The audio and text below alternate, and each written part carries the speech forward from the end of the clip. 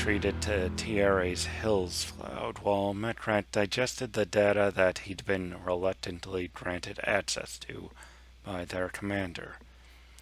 They entered orbit around a kilometer-long asteroid that had long ago been deemed too far from the star to bother mining, though it held a fair amount of rare elements that MechRat claimed would be useful for them to build his new weapon.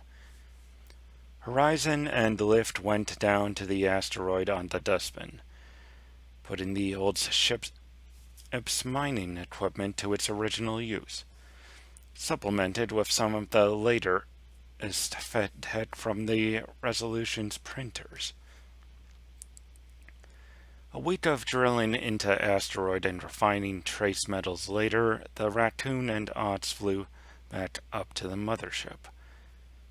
After soaring through space in a starship that responded to her very thoughts, piloting a rocket-based craft with hand controls felt clunky and inelegant to Horizon. She wondered if MechRat might upgrade the old ship with neural controls once he had the time. On docking with the Resolution, she took a pallet of lanthanides once Lift had loaded it and drove it towards MechRat's workshop. The opossum was deep in a simulation trance when Horizon entered. She shot him a message on the ship's network. Horizon, I'm here with the first load of your rare metals. MechRat, oh, give me a minute to log out. Horizon, I got another couple loads to bring up. Take your time. MechRat, no, this'll only be a moment. I want to show you something. MechRat's body twitched as his eyes rolled around in their sockets. He let out a yawn and stumbled about before fully coming to his senses. Horizon wondered if she looked that awkward when de-integrating from the ship. Good to see you in the augmented flesh again. It wasn't too dusty on that rock now, was it? The raccoon snorted. The dust was fine. It was the methane ices that were the real problem. Her toes twitched involuntarily at the memory of the cold. What did you want to show me? Right here. The engineer drew Horizon's attention towards a pair of vices on a workbench, holding up a thin disc the size of her palm. That is the secret of artificial gravity right there. Horizon reached a finger towards the disc and gasped in confusion. It felt like her finger was pointing downwards, while the rest of her body was also oriented downwards but at a 90-degree angle. It's generating gravity? She speculated out loud. Well, no, sort of, MechRat replied, excitement showing in his voice. The source of the gravity is artificial, but the gravity itself is very real. That little disk contains a synthetic microsingularity. Horizon snapped her hand back abruptly. You mean there's a black hole in there? Only a very little one, MechRat tried to reassure her, rather in vain. Its mass is less than a gram. Without that containment structure, it would have evaporated before the ship left Rontal's Oort cloud. Don't they generate some sort of radiation? The raccoon asked, looking up her body's current rad tolerance just in case. MechRat paused to consider it. Physics wasn't exactly my main field of study, but I haven't detected any sort of electromagnetic or particle radiation escaping that core. Either some sort of super science material keeps it contained, or the microsingularity doesn't generate any radiation by virtue of its artificial nature. Horizon glanced at the innocuous-looking disc sideways. The gravity it gave off made her feel uneasy, setting off her inner ear in an odd way. So you're using these rare elements we've been mining to, what, make more singularities?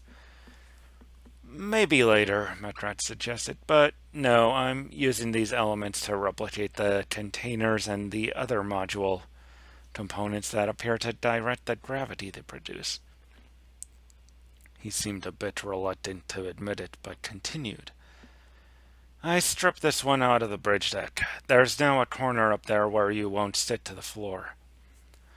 Horizon shrugged. You can take out all the deck singularities for all I care. I actually prefer microgravity to walking at this point. Just leave enough for us to maneuver. MechRat smirked. Hard to believe you were ever a flatlander, Horizon. He emphasized the alias she'd chosen, and she momentarily considered the multiple meanings the word could have. But I'll have to clear it by our boss from the inner system. Maybe I can convince him there could be some advantages to having parts of our med bay or engineering that lacks gravity. Or the gym. Did you realize that place has so many micro-singularities under the floor that it feels like standing on the surface of Scotty? He revised his last statement. Well, if Scotty had a solid surface. I haven't used the gym yet, Horizon admitted, and certainly not planning to go in there now. Actually, I wanted to ask if you might be able to upgrade the dustbin once you have the time. Sure thing, MechRat nodded. Got used to flying with your brain? Yeah, replied Horizon, thinking about how awkward it felt flying by hand. No problem, it's mostly software. I can print off the hardware interface right now. MechRat waved at one of the nanofabricators in the room and it whirred to life immediately. Once I finish the design work on the warheads and start printing those, I can install it. Though I'm afraid I won't be able to retrofit it with gravity drives. Even if I had the microsingularities to spare, it's just too radical a redesign. The conversion drive, at least, is still a rocket. Horizon nodded. Thanks anyway. Well, I shouldn't let Lift do all the work himself. See you later. She headed back towards the docking bay.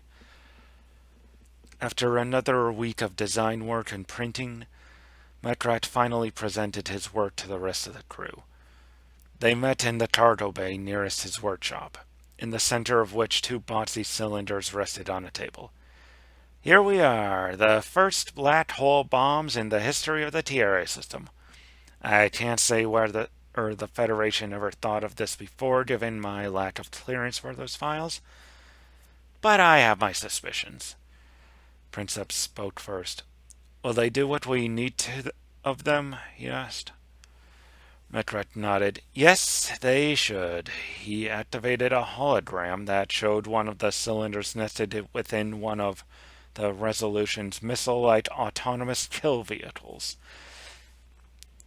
After a moment, the bomb was launched from the AKV's nose gun and impacted a mock-up of the base ship. The ship's hull became transparent, showing a half-dozen discs like the ones that Horizon had seen in MechRat's shop the week before. The discs were spinning in a ring formation. After a few moments, they broke apart, revealing tiny jet-black spots that rapidly merged with one another. Then the cylinder imploded around the little black hole, falling into it. And then the hologram zoomed out to show the ship's hull buckling around the warhead, forming a crumpled zone in the middle of the cylinder. And then the black hole exploded, producing a wave of radiation that blasted the base ship in half. What did we just watch? I asked, speaking for the whole group. Isn't it obvious? MechRat stated. Upon taking in everyone's blank stares, he explained. 6 of the stable micro-singularities we use for gravity control merged into one unstable singularity that sucked in everything around it before evaporating in a burst of Hawking radiation. So long as it works, I don't particularly need to know the details, Princeps retorted. He glanced over the warheads again. Only 2 of them. Unless you want to float around half the ship or try to construct the system's second largest fusion reactor, so we can make more singularities, that's all we can afford to build, MechRat explained. I built one for testing and a second in order to actually use on the Nebula Company. Testing? Princeps asked. You're not confident in the accuracy of your simulations? My simulations are the best in the TRA system, MechRat replied. But no simulation will ever be able to completely replicate real life. Give me an estimate of how likely it is to work. Princeps did not ask, he commanded. Immediately, MechRat stood up straight and answered, I estimate a 79% chance of success, sir. Once he had finished speaking, he blinked, as if surprised by what he had just said. Acceptable risk, Princeps said.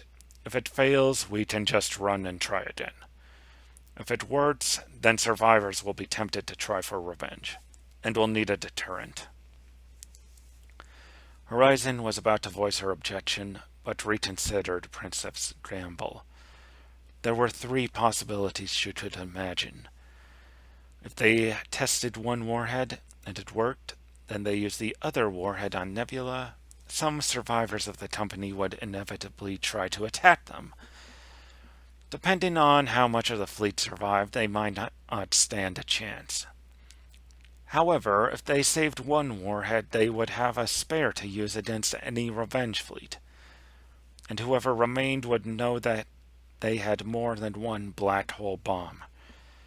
On the other hand, if they used one warhead against the base ship and it didn't work, but MechRat gathered enough data to make the remaining warhead work, the survivors would know that they had manufactured the black hole bombs locally instead of bringing them from Federation space, and they'd have no idea how scarce the resources they needed were. If it doesn't work, our sensors should have enough resolution to determine what went wrong, even in the middle of battle. Especially if we launch a squadron of AKVs with sensor pods streaming data along with the bombs.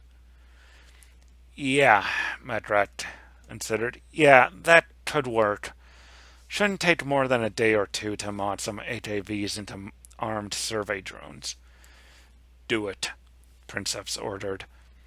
At his command, MechRat's eyes began to glaze into sim trance, but the wolf held up a finger. But first, a question. You said that we'd need to build the second largest fusion reactor in the TRA system to create more microsingularities. What of the largest one? Would that do? Yes, MechRat answered. But I was talking about Tier, our sun. We'd need to dismantle a couple planets and build a partial shell around it in order to gather enough power.